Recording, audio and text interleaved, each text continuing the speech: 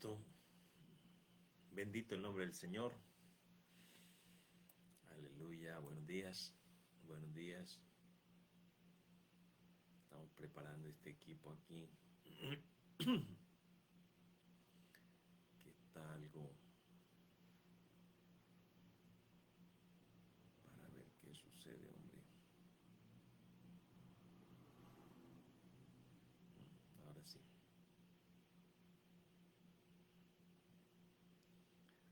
aleluya, bendito el nombre del Señor. Aló, bendito, bendito el nombre del Señor.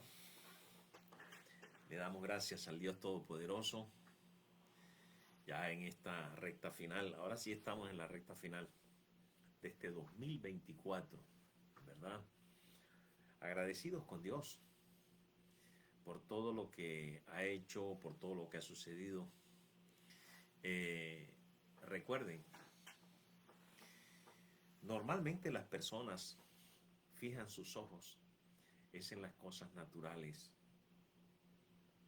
pero nosotros hemos sido traídos a una relación espiritual con el Señor. Y una de las cosas que mayormente Dios está haciendo en nosotros es un tremendo mover en las cosas espirituales, las que nos están transformando a la imagen de Jesucristo, las que en nosotros hacen que se incremente esa semilla de vida incorruptible que es Él, que es Cristo en nosotros, bendito Dios, en el poderoso nombre de Cristo Jesús. Normalmente la gente se ocupa de mirar en lo natural, de mirar lo terrenal. Y usted verá que en este fin de año el 99% de las personas agradecen a Dios. Sencillamente son las cosas temporales, las cosas que van y vienen, las cosas que hoy están y mañana no, las cosas que a veces se pierden y después vuelven a aparecer. Eh, Qué cosa tan tremenda que la gente solamente cree que eso es lo que hay que agradecerle a Dios. Bueno, eso estaría incluido en lo que hay que agradecerle a Dios, pero hay algo mucho más grande, mucho más poderoso y mucho más tremendo que nosotros, de lo que por lo menos deberíamos estar enterados. Y deberíamos estar enterados de que el Señor, de que Jesús, un poco descentrado, deberíamos estar nosotros eh,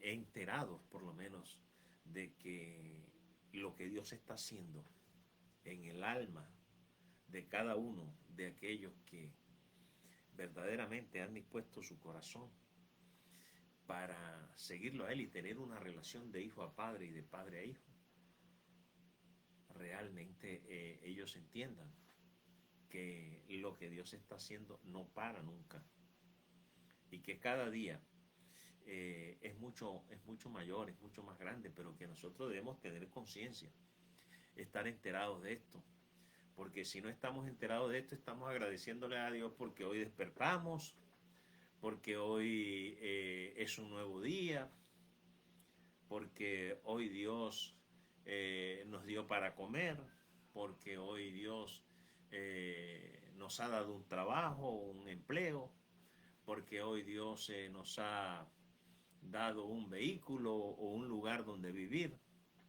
Eso no es malo, de que le demos a Dios gracias por eso. Pero es que no, no es lo único por lo que tenemos que darle gracias a Dios. Y es lo único en lo que las personas se concentran. Por eso es que hay muchas personas que creen que Dios favorece a unos más que a otros. Porque hay unos que, de acuerdo a esta perspectiva, tendrían más que agradecerle a Dios que a otros. Hay otros que al día de hoy, de pronto este 2024 no fue el mejor año en cuanto a las cosas naturales, materiales, terrenales, y entonces ese no tendría mucho por qué agradecer. Dice, mire,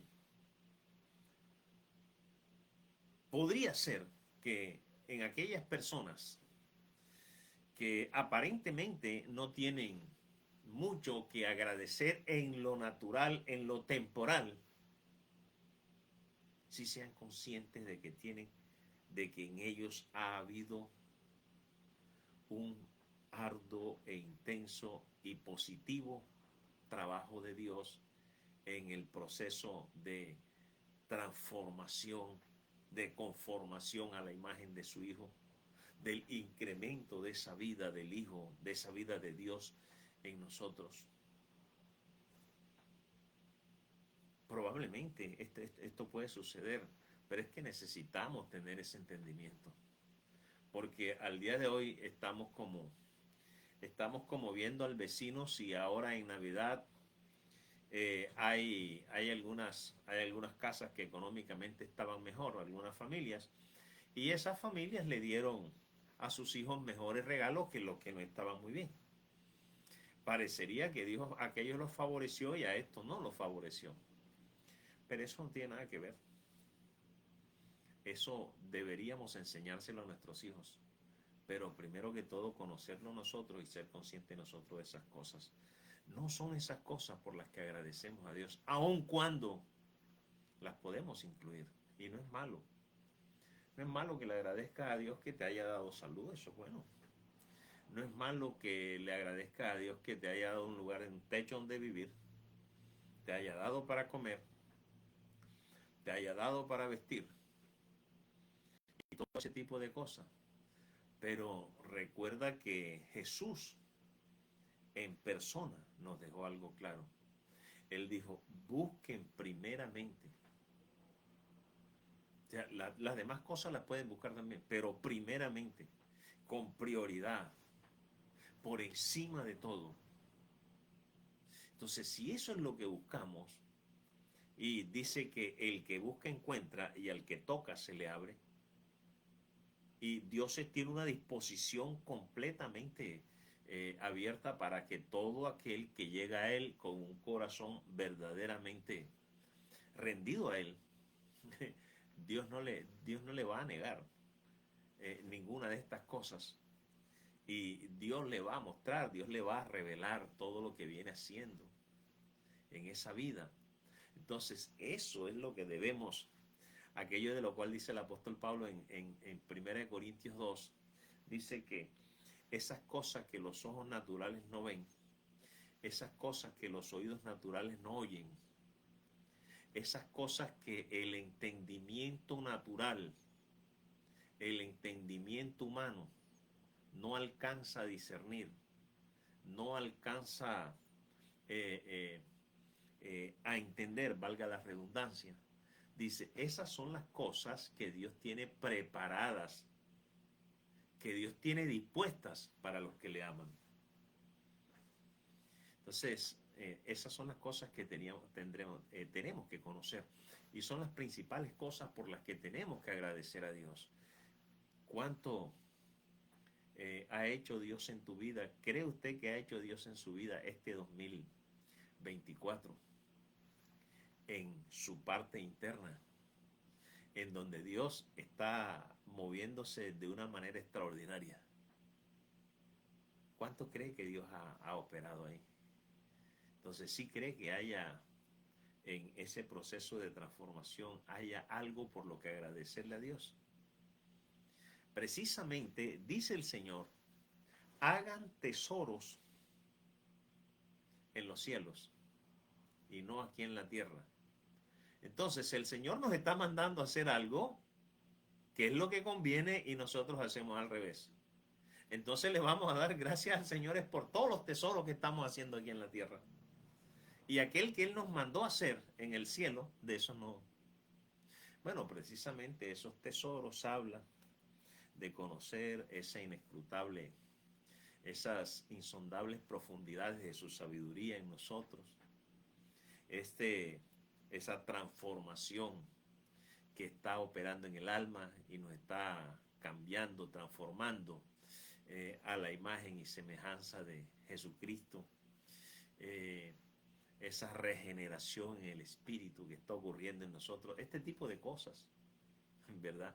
Este tipo de cosas que son verdaderamente lo importante. Así que, mis estimados amigos y hermanos en Cristo, hay un montón enorme, pero enorme, de, eh, de razones por las que estar agradecidos con Dios. No, que yo este año no me dejó sino deudas. No, que yo este año no me dejó sino problemas. No, que yo este año no me dejó sino dificultades. Eso significa de que si usted es lo único que ve en este fin de año, eso significa que usted eh, irremediablemente está operando es en la carne y no desde el espíritu. Problemas tenemos todos, dificultades tenemos todos, deudas tenemos todos. Pero ellas no son las que determinan el nivel, y vamos a llamarle nivel de gratitud que debe haber en el corazón nuestro por nuestro Creador. Porque realmente no se ha detenido ni se ha olvidado de nadie, al contrario. Somos nosotros los que nos hemos olvidado. Así que hay razones. Hay razones. Y antes de comenzar, quiero saludar primeramente a ver quiénes están por aquí. Bueno, está el psicólogo del ministerio, Clar Díaz Pineda. Dice que Clar está conectado. Saludos para Clar en Santa Marta. Está conectada también Marcela Pinzón. Buenos días, Pastor Lexi. Saludos de la familia. Pinzón Castillo. Marcela escribe. Marce, saludos allá en Estados Unidos, en Pensilvania. Un saludo para ti y para toda la familia, ¿verdad? Sandra Milena Meneses. Sandra Milena está conectada en Cúcuta. Saludos, Sandra, para usted y para todos los suyos. Ya sabes, tenemos motivos para agradecer. Sandra Milena dice, buenos días, pastor, bendiciones, amén. Kelly Johanna Peña Galindo. Para Kelly también nuestro saludo, nuestras palabras de ánimo y de gracia y paz en este día. Saludos para Kelly. Alfonso Andrade desde Valledupar. Alfonso, Gloria y las niñas están conectadas en esta hora. Gloria al Señor. Dice Alfonso, buenos días, Pastor Lexi, familia en Cristo, Dios los bendiga, feliz día, bendiciones. Amén. Así que vamos a continuar en el día de hoy este tema en el que nos hemos ocupado acerca de 3 hechos irrefutables en la historia del universo. Vamos a llamarle así, 3 hechos irrefutables en la historia del universo. A ver, en lo que tiene que ver con nosotros, que hemos venido hablando del plan de Dios en Cristo, el plan de Dios en Cristo, y que el plan de Dios, el propósito de Dios y la voluntad de Dios básicamente se centró en reunir todas las cosas en Cristo. Todas las cosas en Cristo tiene que ver con nosotros también, porque nosotros estábamos dentro de los planes de Dios de ser devueltos, porque de allí habíamos salido, de ser devueltos a Cristo, de ser contenidos en Cristo nuevamente. Entonces hay 3 hechos irrefutables. Hay 3 hechos irrefutables que nosotros no podemos dejar de pasar en cuenta, de tener en cuenta. El primero de ellos, que estuvimos hablando el domingo pasado, es que Cristo está en el cielo. El segundo es que Cristo está en nosotros y nosotros estamos en donde está Cristo. Y el tercero de ellos es que Cristo está en mí, Cristo vive en mí. Entonces estuvimos hablando un poquito de que Cristo está en el cielo, eso lo entendemos todo. Ahora, a veces lo que a mí me llama la atención es el entendimiento que las personas tienen acerca de lo que es el cielo. Porque es que las personas tienen el entendimiento del cielo como si el cielo fuera un lugar. Recuerda que estamos hablando de cosas espirituales y de seres espirituales. Y los seres espirituales no necesitan un lugar, ellos viven eso en un ámbito, desde donde se administra, desde donde se gobierna este universo. Así que Es importante que nosotros entendamos que la relación de Cristo con su Padre es lo que le da seguridad a nuestra salvación. Porque dijimos que si Cristo no tuviera una relación con su Padre, nosotros no estaríamos en ninguna parte. Nosotros no estaríamos en ningún lado. Entonces dice Marcos con respecto a esto que estamos diciendo, Marcos 16:9 dice, y el Señor después que les habló fue recibido arriba en el cielo y se sentó a la diestra de Dios, ¿verdad? A la diestra de Dios. Así que es importante que entendamos eso. Eh, en dónde está Cristo. Entonces Cristo está en los cielos. Básicamente fue de lo que estuvimos hablando el domingo pasado. Miramos esa grandeza de ese que está sentado en los cielos, que dice Hebreos 1:14, que fue hecho tanto superior a los ángeles por cuanto heredó un excelente o más excelente nombre que los ángeles. Hecho tanto superior a los ángeles, de él estamos hablando. Hoy en día se ve que aún dentro de la iglesia se maneja lo que se llama el ministerio angelical, pero el ministerio angelical en este tiempo no es lo mismo que en el tiempo de los tipos, las sombras y las figuras. Son dos cosas totalmente diferentes. Nosotros, el ministerio angelical realmente tuvo su razón de ser en el tiempo en el que Dios gobernaba por medio de la ley. Pero hoy Dios gobierna es por medio del Espíritu. Y las cosas que Dios tiene que hacer en nosotros, el poder de Dios está en su Espíritu. Así que es importante que nosotros entendamos eso. Estamos hablando de Jesucristo, que es lo más grande de Dios y es lo más poderoso que tiene el Señor. Así es que hoy vamos a hablar de que yo estoy en Él, tú estás en Él, y eso implica que estamos donde Él está. Tú estás en Él donde Él está. Yo estoy en Él donde Él está. Entonces, primeramente dijimos que Cristo está en los cielos, para que vayas teniendo esto en la mente. Cristo está en los cielos. A ver, no estamos hablando de un hecho filosófico. Estamos hablando de una verdad que tiene que ser real en su vida, en usted, en su corazón. Porque es que, precisamente hablando de este fin de año, si usted no entiende de estas cosas, usted comienza a compararse con el resto, que entre comillas le ha ido bien, que este año para ellos fue desbordante en cuanto a las cosas materiales. No, que es supremo, ¿no? Mientras que de pronto para usted no fue mucho.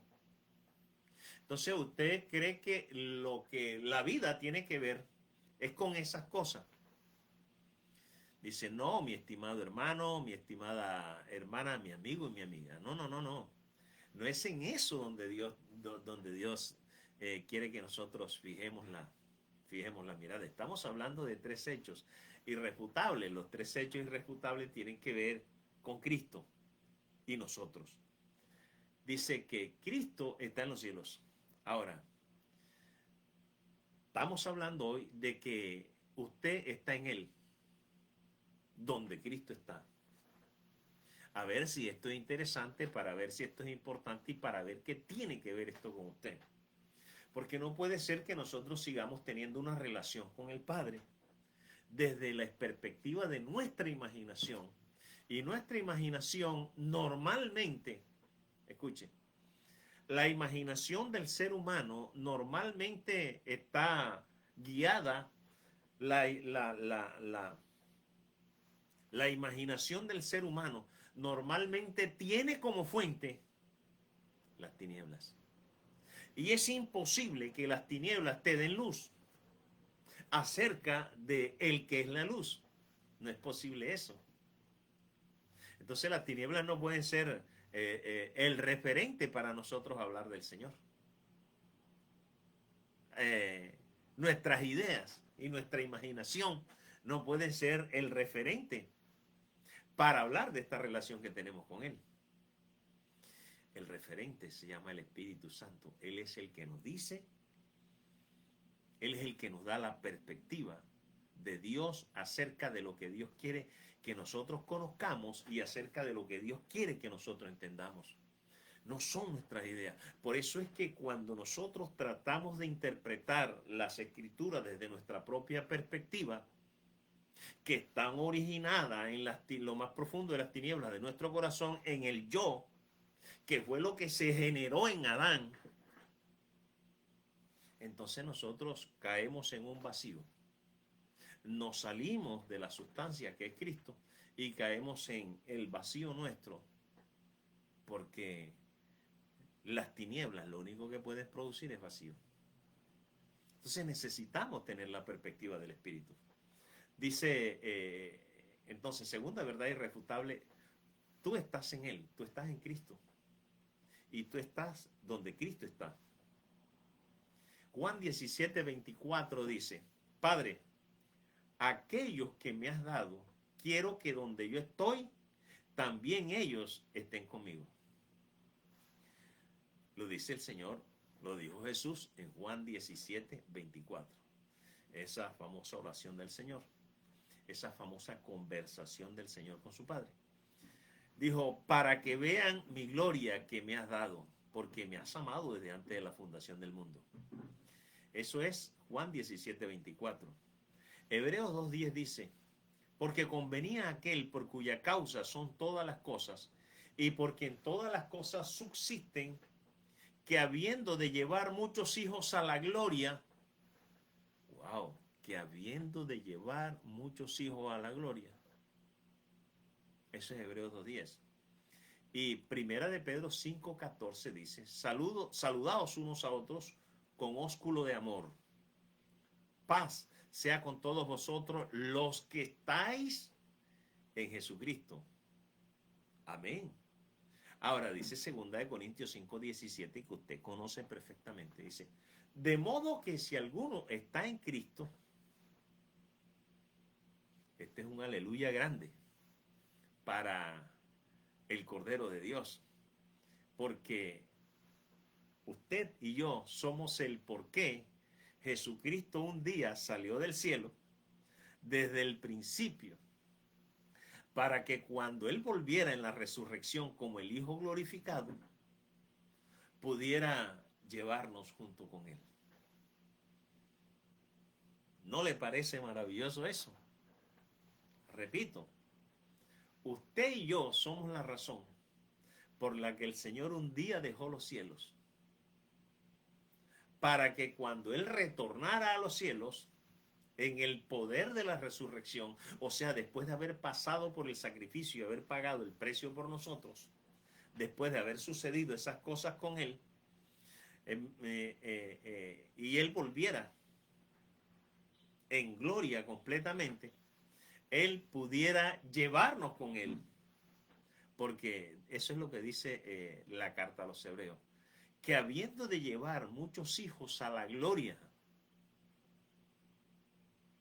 entonces la pregunta que nos tendríamos que hacer sería, ¿por qué fue que hizo el viaje? Dice, por usted y por mí. ¿Por qué fue que dejó los cielos el Señor? Y se hizo carne, vino acá y habitó entre nosotros por causa suya y por causa mía. Yo le pregunto a usted, ¿usted está de acuerdo de que Cristo está en el cielo, sentado a la majestad de Dios en las alturas? ¿Usted está de acuerdo con que eso es real? Que Cristo está en los cielos, sentado a la diestra del Padre, en lugar de privilegio, de poder y de gobierno. ¿Usted está de acuerdo con eso? Porque ahí es donde Él estaba antes. Ese fue el lugar que Él dejó para venir por nosotros y regresar con nosotros Porque no fue que vino a hacer algo y a dejar aquí una palabra filosófica y se fue, no. Para regresar con los que vino a buscar. Padre, los que me has dado, donde yo estoy, quiero que ellos estén conmigo. Dice el versículo que leímos en Marcos 16:9. El Señor Jesús, después de hablarle, fue elevado al cielo y se sentó a la diestra de Dios. Efesios 2:6 y 7 dice que el Señor después, el Señor nos resucitó y nos hizo, y juntamente con Él nos resucitó y nos hizo sentar en los lugares celestiales con Cristo, en el cielo. Y Hebreos 1:3 dice, después de llevar a cabo la purificación de los pecados, se sentó a la derecha de la majestad en las alturas. O sea, es en donde está Cristo. Vengo proponiendo este fundamento desde la perspectiva bíblica para que usted después no vaya a sentir de que no entiendo esto, ¿de dónde imaginaste eso? No, yo no estoy imaginando nada. Sencillamente estoy leyendo lo que la Escritura dice. Porque a cuál de los ángeles dijo jamás Dios, mi hijo eres tú, yo te he engendrado hoy. Y otra vez, yo seré a él padre y él me será hijo. Entonces, dice que fue hecho un poco menor a los ángeles, pero fue hecho un poco menor a los ángeles cuando entró a esta dimensión humana, cuando se hizo carne, porque el Hijo en la resurrección entra a los cielos como superior a los ángeles, con un nombre que es sobre todo nombre, que ningún ángel puede tener. Pero cuando entra acá al ámbito humano, él entra como un poco menor que los ángeles, ¿verdad? Pero en la resurrección él es exaltado muchísimo más que cualquiera de los ángeles, cualquiera, independientemente del nombre que tenga, del título que tenga el ángel, como se quiera llamar. Así que dice el Señor entonces, mi hijo eres tú, yo te he engendrado hoy. Yo te he engendrado hoy. ¿En cuál día fue engendrado? En el día de la resurrección. En el día de la resurrección. Por eso Él es el unigénito entre los muertos. Eso fue lo que quedó, lo que testifican las Escrituras en Colosenses 1:18. Dice, y Él es la cabeza del cuerpo, que es la iglesia, es Cristo. Está hablando de Cristo, que es la cabeza del cuerpo, que es la iglesia. El que es el principio es Cristo. El primogénito de entre los muertos es Cristo. Para que en todo tenga la preeminencia. Mira, eso lo hizo Dios. Eso lo hizo Dios en y a través de Cristo. Dice que Él lo colocó, lo levantó en la resurrección como cabeza de la iglesia, como el primogénito, como lo primero en la resurrección de entre los muertos. Dice, y Dios hizo todo eso para que Él tenga la mayor importancia, para que Él sea lo superior, para que Él sea lo primero, para que Él sea la preeminencia en todo.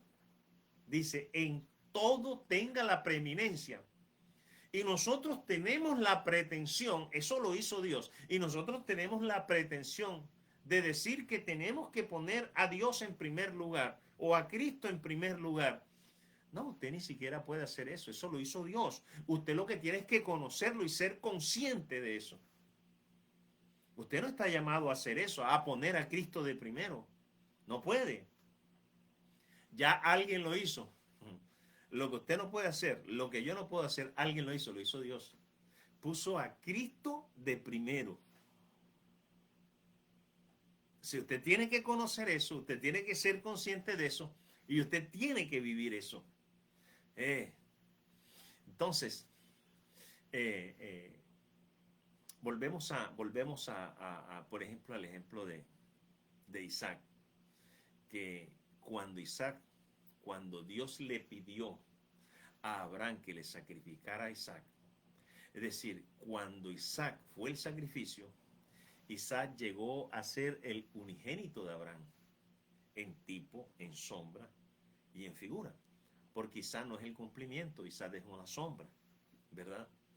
El sacrificio de Isaac es la sombra del sacrificio de Cristo. ¿Por qué no se consumó el sacrificio de Isaac?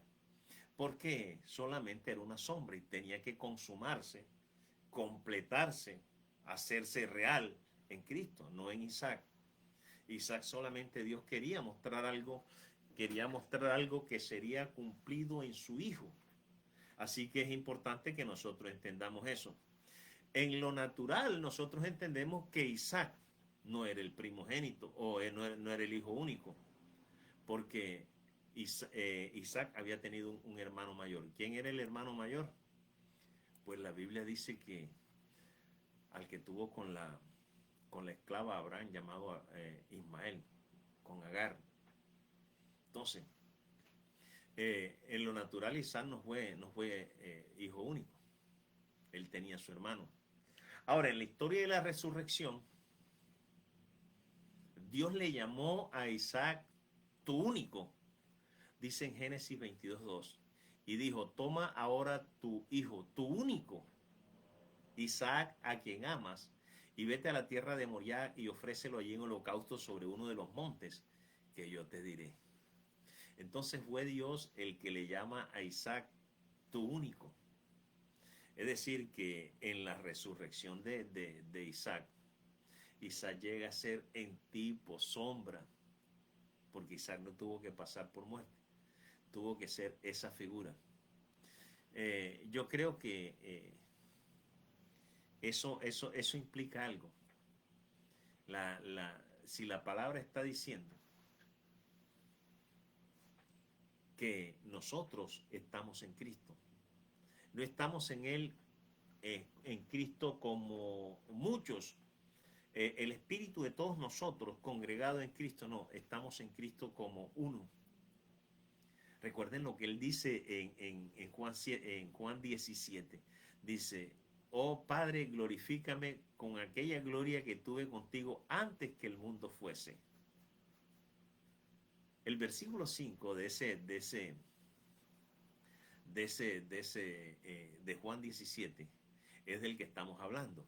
Ahora pues, Padre, glorifícame tú al lado tuyo con aquella gloria que tuve antes de que el mundo fuese. Entonces, Él había dejado esa gloria que Él había tenido antes que el mundo fuese, el Señor la dejó para hacerse como uno de nosotros, para hacerse un poco menor que los ángeles, para poder sufrir la muerte que nos daría la redención a nosotros. Por eso le dice, Padre, glorifícame tú al lado tuyo. Pero hay algunas cosas que nosotros tenemos que entender de lo que Jesús decía, por ejemplo, en Juan 17. Le dice el Señor, la gloria que me diste yo les he dado, para que sean uno, así como nosotros somos uno. O sea que en el Señor no aparecemos todos, dice en Hebreos, porque Él habría de llevar a muchos hijos a la gloria. Y no aparecemos nosotros como muchos, sino que aparecemos como uno en el uno. Por eso dice, para que todos, para que sean uno, así como nosotros somos unos. Yo en ellos, bendito Señor, tú en mí, para que sean perfectos en unidad, para que el mundo conozca que tú me enviaste y que los has amado a ellos como también a mí me has amado.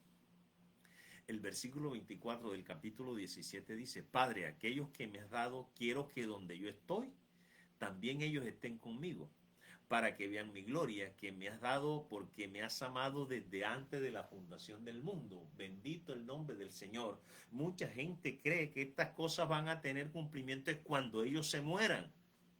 Eso es real ya. O si no, entonces usted cuando habla de un Cristo vivo, usted no sabe de qué está hablando.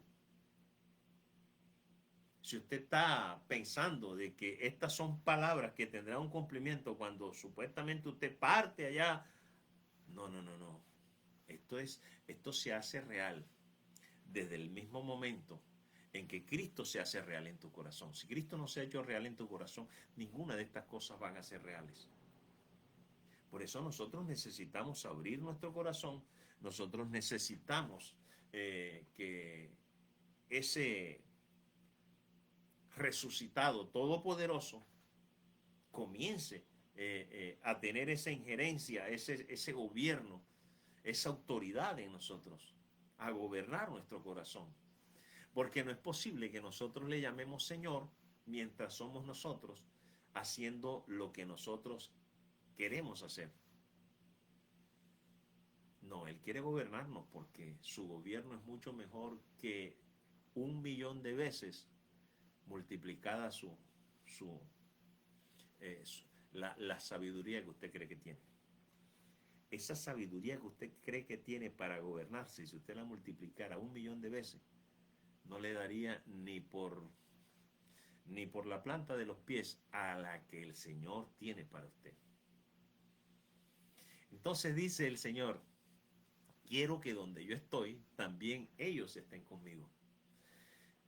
La pregunta que se me ocurre hacer por este versículo es, ¿sí cree usted que Dios le negaría esa solicitud a su único hijo?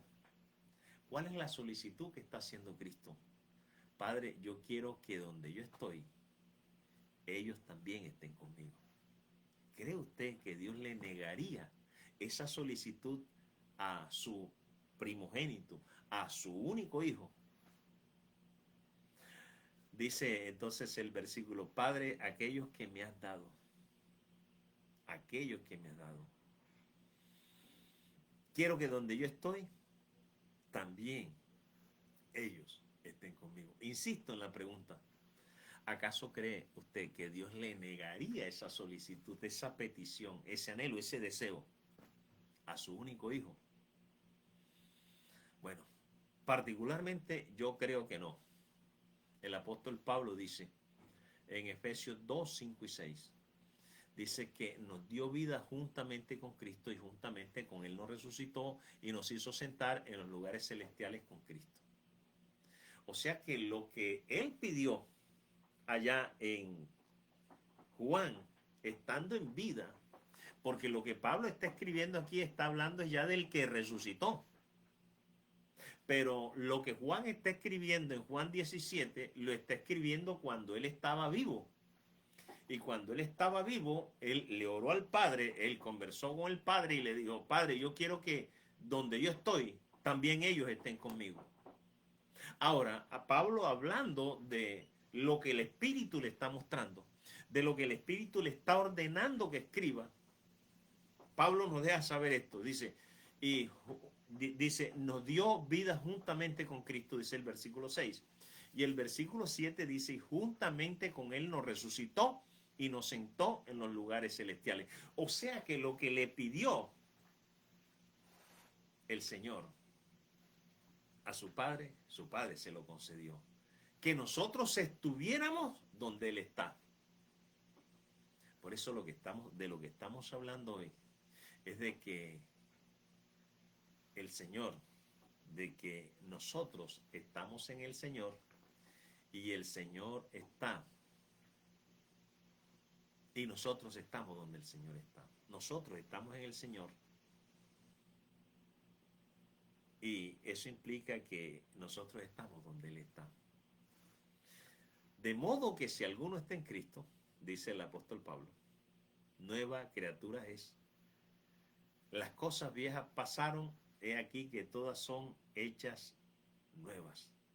Entonces, nosotros estamos en Cristo, donde Él está, usted está en Él.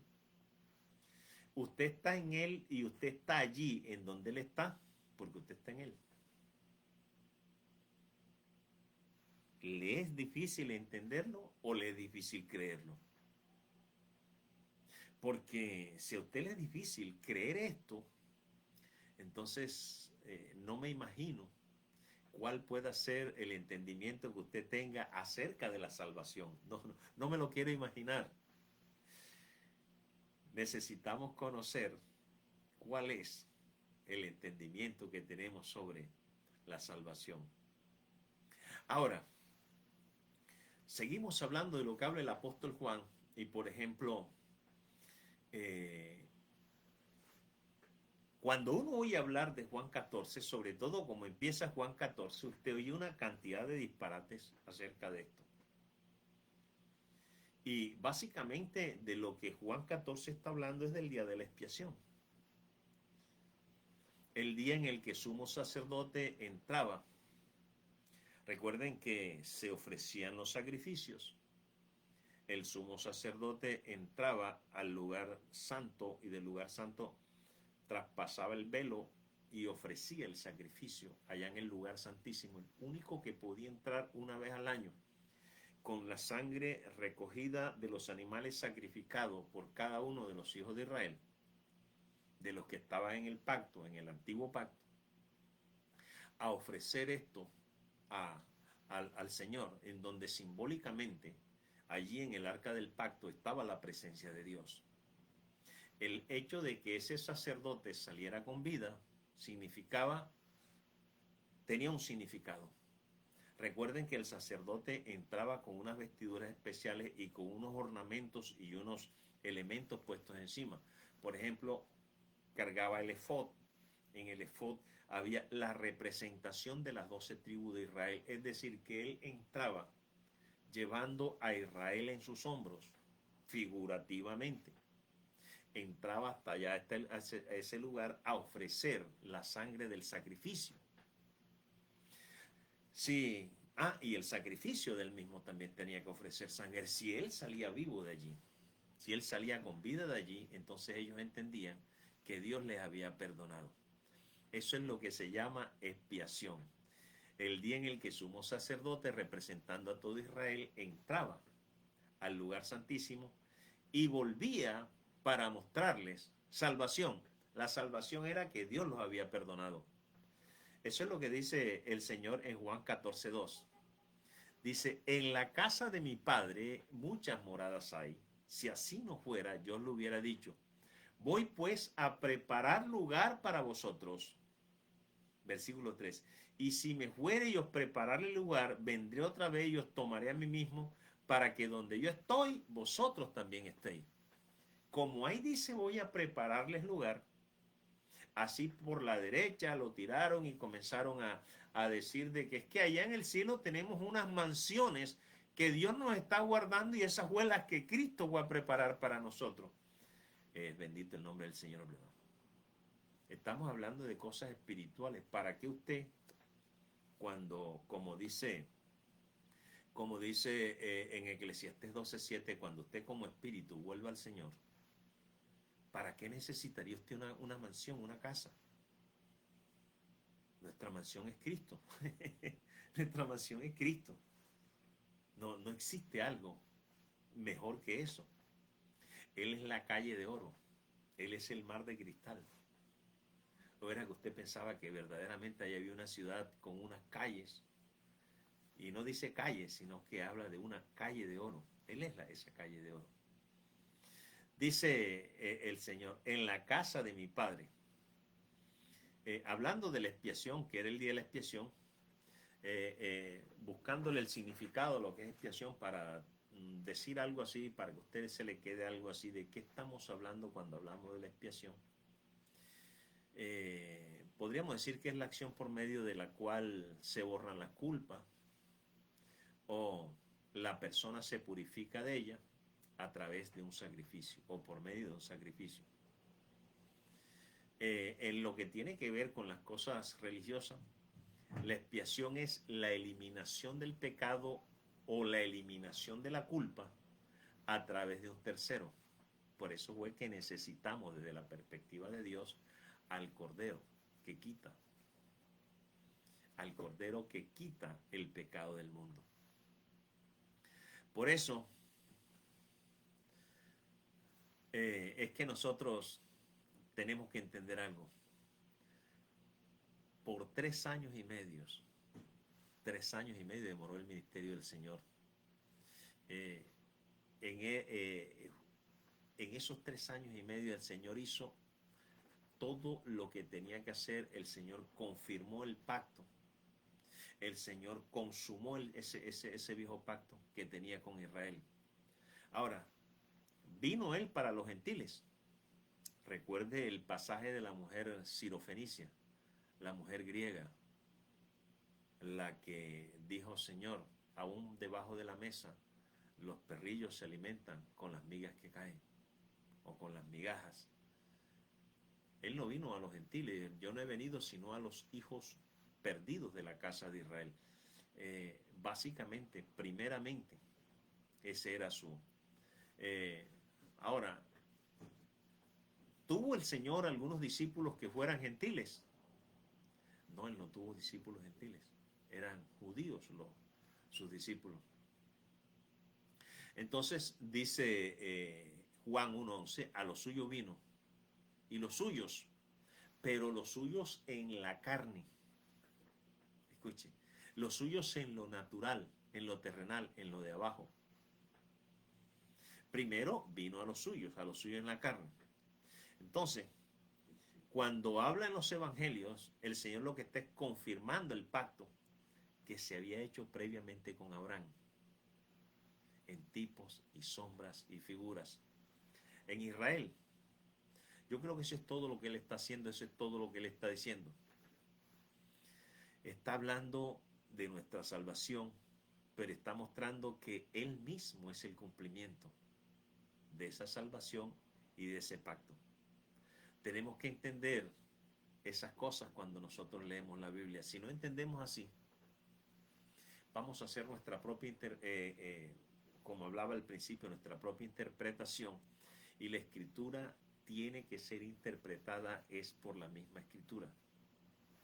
¿Por qué la escritura tiene que ser interpretada por la misma escritura y no por los seres humanos? Como dice el apóstol Pedro, no puede haber una interpretación privada de ella. Porque el Señor en Juan 5:39 dice que las escrituras son las que dan testimonio de mí. Las escrituras, dice el Señor. Ahora, no son las tradiciones, no son la superinteligencia de alguien, la supercreatividad de alguien, la que da testimonio, o las tradiciones del pueblo hebreo o del pueblo gentil, o como usted quiera llamarle. No tiene nada que ver.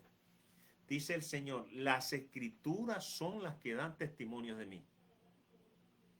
Entonces, si son las escrituras mismas se tienen que explicar por las mismas escrituras, y ahí es donde entra el Espíritu Santo. Entonces, Él en la escritura dice, no se turbe vuestro corazón.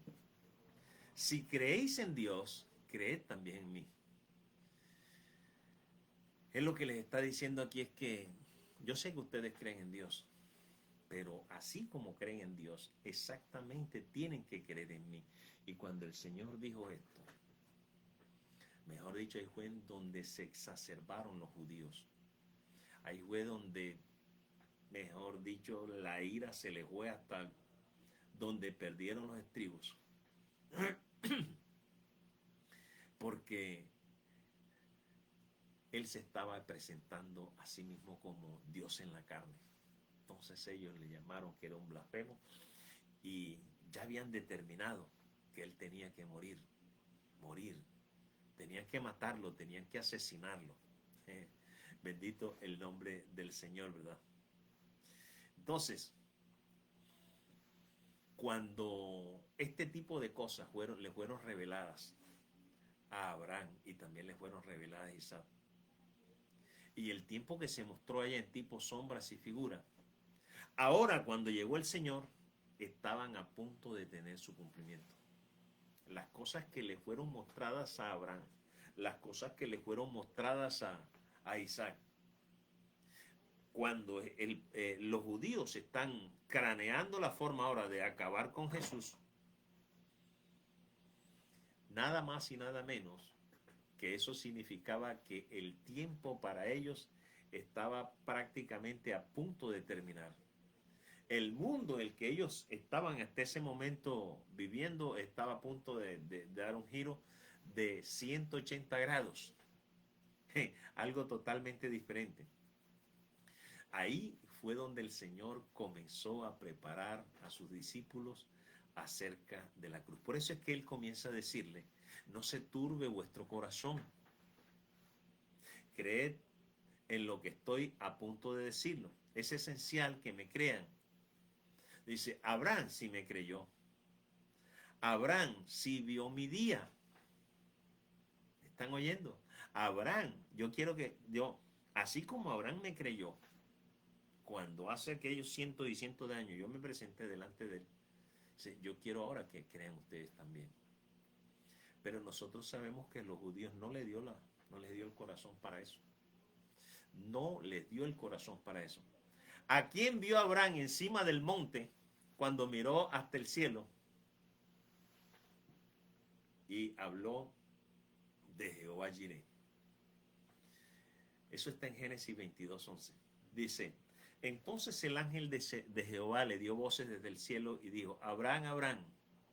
Y él respondió, heme aquí. Ese es el momento, Génesis 22 narra, el momento en el que Dios le pide a Isaac. Y Abraham va al monte con sus criados y faltando 3 días lo deja y sale de camino al monte Moriah solamente con su hijo para el sacrificio, ¿verdad?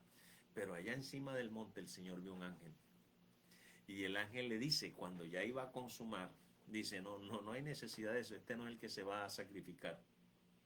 Es Dios mismo sacrificando a su propio hijo. Y dice entonces el versículo 14, y llamó a Abraham el nombre de aquel lugar Jehová Jireh. En la Reina Valera dice Jehová proveerá, pero en el original dice Jehová Jireh. Y llamó a Abraham el nombre de aquel lugar Jehová Jireh. Dice, por tanto se dice hoy, en el monte de Jehová será provisto. En el monte de Jehová será provisto. Entonces, ¿qué piensa usted que vio Abraham? ¿A quién vio? ¿A quién fue que vio Abraham? Él miró mucho más allá de Isaac. Él miró mucho más allá de ese altar que había elaborado. Lo que estaba viendo era la muerte, sepultura y resurrección de Cristo. Eso era lo que estaba viendo Abraham. Jesús entonces está preparando a sus discípulos cuando en Juan 14 y les dice la misma cosa. Les dice, no se turbe vuestro corazón. Dice, creen en Dios, crean en mí también. Entonces es cuando les dice, en la casa de mi Padre muchas moradas hay. Si así no fuera, yo no lo hubiera dicho. Hay una traducción que es más precisa que esta, que tiene que ver mucho más con lo que está en el original, en el interlineal griego. La traducción dice, en la casa de mi Padre caben todos. Escuchen, en la casa de mi Padre caben todos. Así que, ¿recuerdan qué sucedió cuando Él mostró a Israel estas cosas en el antiguo pacto? Fue cuando Él los sacó de Egipto. Escuchen esto. Cuando el Señor sacó a Israel de Egipto, sucede algo bien interesante. La instrucción era que esa noche iba a pasar el ángel de la muerte. Y dijo el Señor que debían matar un cordero y el cordero sería consumido en su totalidad por la familia de la casa. Ahora le dijo el Señor, primeramente sacrifican el cordero, recogen su sangre y pintan los dinteles y los postes del frente de la casa para que cuando el ángel de la muerte pase en la noche y vea esa señal, no les ha ganado a ustedes. Por eso es que la Pascua, o sea, para que pase por encima, para que pase de largo. Por eso es que la palabra Pascua significa eso. La palabra Pascua significa pasar por encima. Entonces, el ángel de la muerte pasó en la noche matando a todo primogénito de acuerdo a la orden de Dios. Y cuando veía que habían puertas con los dinteles pintados y los postes pintados, pasaba por encima. Eso es interesante porque el cordero que se iba a sacrificar tenía que ser consumido en su totalidad. No podía quedar. Entonces, una persona, una familia de 3 personas, de 4 personas, de 5 personas, no alcanzaban a comerse un cordero. Entonces, ¿qué había que hacer? Había que unirse a otra familia. Vámonos para la casa del vecino. Allá son 6 más y 6 nosotros 12. Bueno, ya entre 12 hacemos el esfuerzo y nos comemos el cordero. Entonces, fíjense, ¿de qué estoy hablando? Estoy hablando de que el Señor había dicho, tomen un cordero para una casa, para cada casa, dijo el Señor. Se lo dijo de la siguiente manera: si tu familia es tan pequeña que no baste para comer el cordero, entonces tú y tu vecino tomen uno según el número de personas y entonces serán una casa. Fíjese lo siguiente: el tamaño de la casa y el tamaño del cordero. Entonces, el tamaño de la casa no determinaba el tamaño del cordero. Fue el tamaño del cordero el que determinó el tamaño de la casa. A ver, de lo que estoy hablando es que el Señor dijo, en la casa de mi Padre muchas moradas hay. De eso es lo que estoy hablando. Muchas moradas hay. Y si así no fuera, yo no se los hubiera dicho. Entonces, tenemos que remitirnos de dónde está sacando el Señor, a qué se está refiriendo cuando está hablando de ese tipo de cosas. Y se está refiriendo a aquel cordero, y aquel cordero que fue sacrificado el día de la Pascua, porque al día siguiente iba a salir Israel de Egipto, de la cautividad de Egipto, iba a salir al día siguiente. Entonces, se estaba determinando una grandeza, la grandeza de un cordero. El cordero era el que determinaba de qué tamaño debía ser la casa. No era la casa la que determinaba el tamaño del cordero. Así en la casa de Dios, su tamaño es determinado por la grandeza del cordero.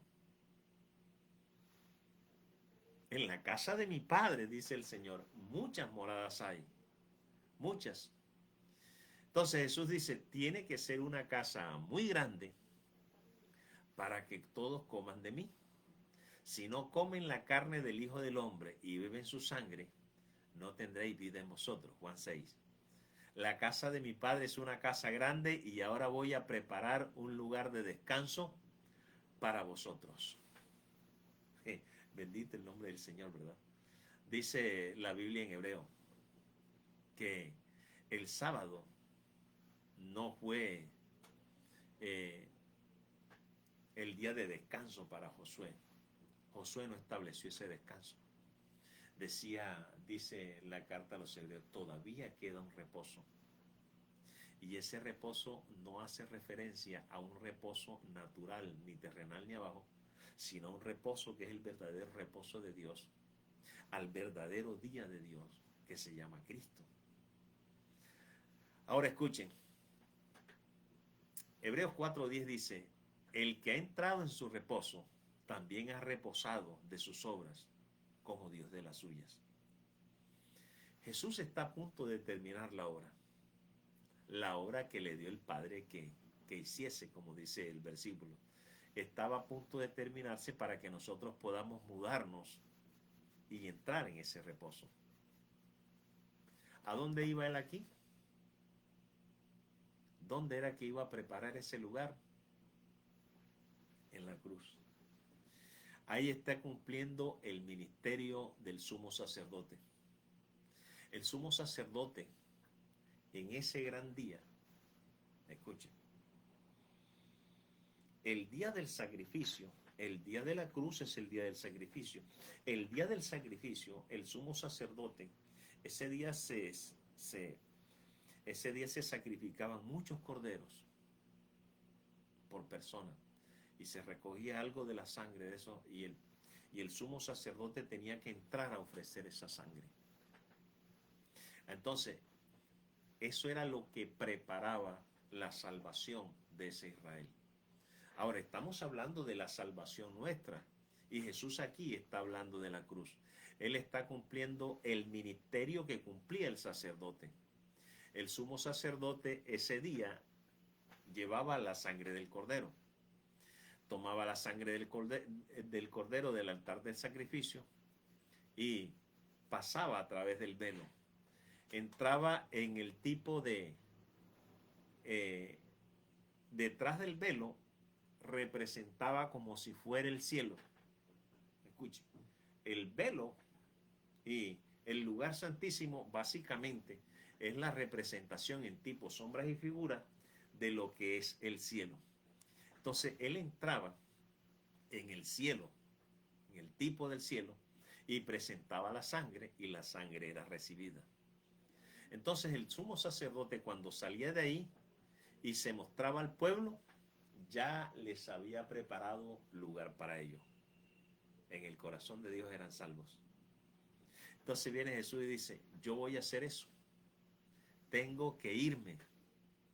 ¿A dónde fue? Fue a la cruz, fue a la muerte. Él murió. Ese es un cuadro de la cruz. Ustedes no pueden venir ahora mismo donde yo voy, dijo el Señor.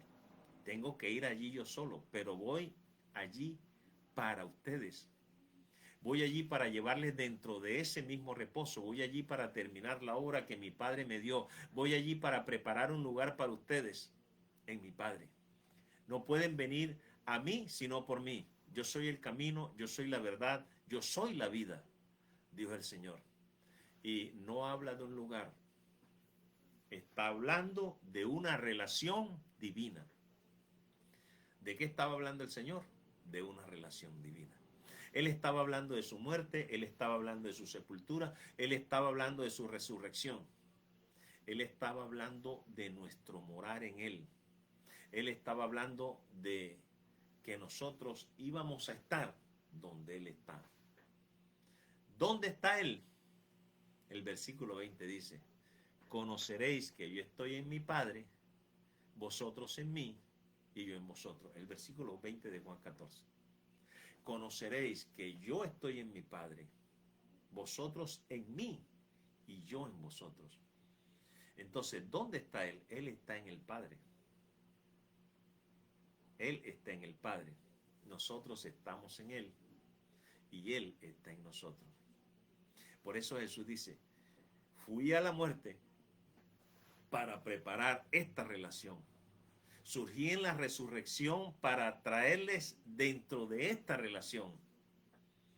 Bendito sea el nombre del Señor, ¿verdad? Y aleluya a ese Cordero que está vivo. Aleluya a ese Cordero que está vivo, porque Él es el que nos ha traído a esta maravillosa relación, a vivir esta maravillosa relación con el Padre, a vivir, y esto tiene que hacerse real. Yo insisto, esto tiene que hacerse real en tu vida. Esto tiene que hacerse real para ti. Estas no son palabras, estos no son versículos. Esta es la realidad de Dios obrando en nosotros, la realidad de Dios operando en nosotros. Si nosotros desconocemos todo eso, decía al principio, por eso es que a estas alturas del año, gente llenando 10 páginas, otros escribiendo una cuartilla en una hoja, 5 renglones en una hoja, y todos refiriéndose a lo mismo y haciéndole una petición a Dios de cosas en lo temporal. Dice la palabra de Dios, si pues habéis resucitado con Cristo, ¿y qué le vas a pedir al Señor? Porque hay mucha gente que tiene esta tradición, y la verdad es que esto no tiene nada que ver que estuviéramos en diciembre, que estuviéramos en febrero, que estuviéramos en marzo. Pero hay gente que yo sé que está haciendo listas al Señor. Si usted le está haciendo listas al Señor para pedirle cosas al Señor, recuerde, recuerde que si hay algo que usted deba pedirle al Señor y que al final de año usted podrá, del otro año 2025, usted podrá dar fiel cuenta de eso, es que el Señor se le revele, que el Señor se le presente, que el Señor se le muestre, que sea su Santo Espíritu dándole a conocer las cosas que el Señor ha hecho en su vida. Porque en la medida en que usted conozca lo que el Señor ha hecho en su vida, en esa misma medida su perspectiva de las cosas y sobre todo de la vida espiritual tendrá que ser diferente. Repito, estamos hablando de cosas reales, cosas totalmente reales. Usted no tiene que esperar a que se muera. Esto tiene que ser real en usted porque esto es real para Dios. Tiene que ser real en nosotros. Y como no es real en nosotros, entonces no lo vivimos.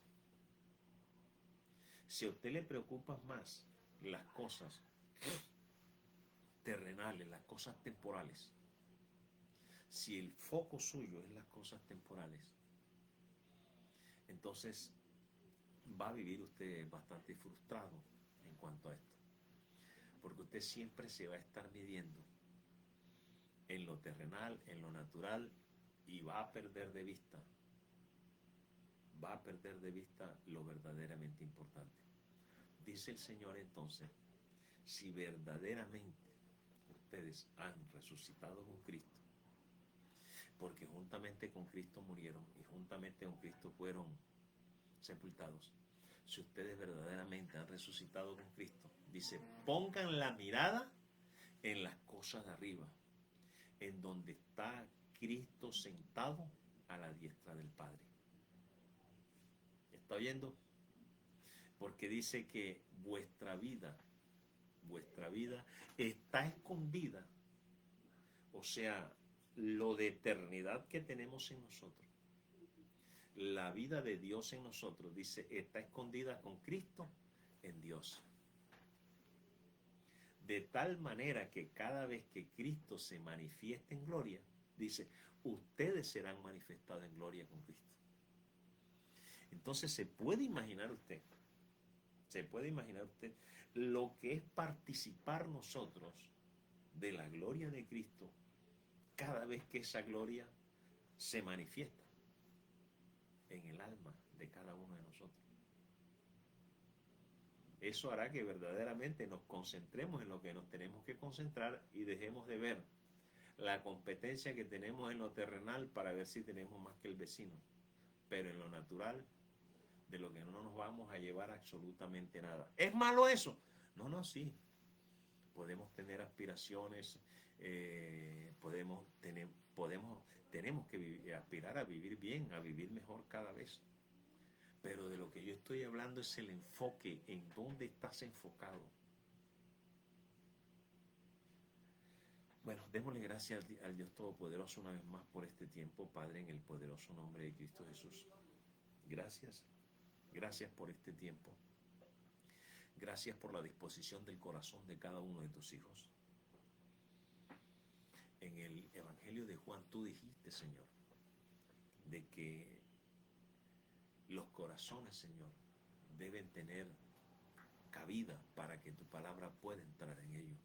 A esos corazones les estamos hablando en el día de hoy.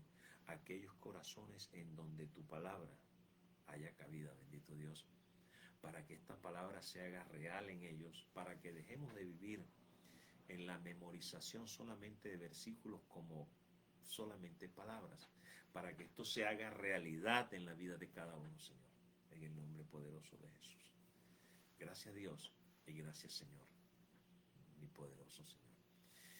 Así que nos estaremos viendo ya en el 2025, porque el próximo jueves nos volvemos a encontrar a las 7:30 por esta misma página y el domingo dentro de 8 días, pero ya será 2025, con todo cargado, con todo el cargamento de esto que Dios nos está mostrando y nos está revelando. Recuerden, no son las cosas temporales, son las cosas eternas, especialmente en las que Dios está trabajando en tu vida y que Dios quiere que cada día sean enormes en el poderoso nombre de Cristo Jesús. A ver quiénes llegaron por aquí. Saludé a Clar en Santa Marta, Marcela en Estados Unidos, a Sandra en Cúcuta, saludé a Kelly, bueno, Kelly no sabemos dónde está, Alfonso, que está en Valledupar, Sandra, bueno, Sandra está en Cúcuta, dijimos, Mónica Barreto, saludos para Mónica, Mónica asumimos que está aquí en Barranquilla, Carito Acuña Ruz, Carito está en Cincelejo, saludos para Carito y para toda su familia, José Alfredo Julio Sierra, José Alfredo, si no estoy mal, de San Juan Nepo, ese hermano de mi querido amigo y pastor Gregory Julio Sierra.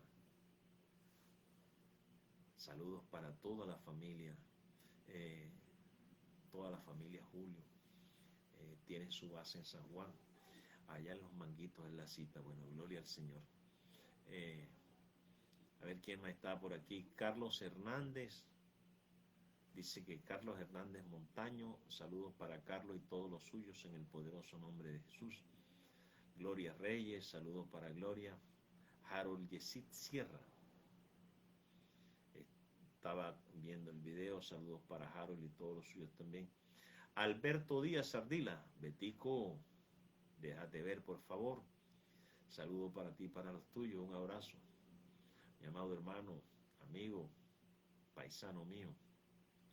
Alicia Salinas Mato desde Costa Rica, desde San José de Costa Rica.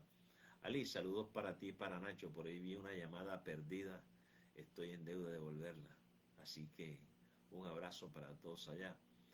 Adolfo Araujo, saludos para Adolfo, de donde quiera esté conectado. Gladys Anillo, bueno, acá de San Juan Nepo hay mucho el apellido, pero no sé de dónde esté Gladys. Rogelio Alfonso, saludos para Rogelio Alfonso, en donde quiera esté. Y el primero que se conectó, que fue Clar Díaz, dice, entiendo, Cristo nos hizo aceptos. Bueno, eso dice en Efesios 1:4, ¿verdad? Nos hizo aceptos en el amado. Gloria al Señor, iglesia, amados, bendecidos, con la gloria, con la paz y con la gracia del Señor. Estamos en esa tremenda bendición. Amén y amén. Feliz año para todos.